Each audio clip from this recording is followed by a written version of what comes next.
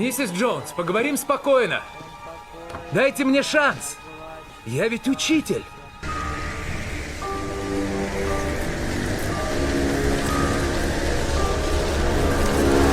Миссис Джонс?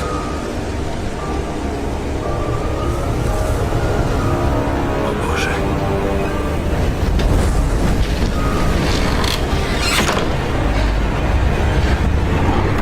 Альма, закрой двери и окна!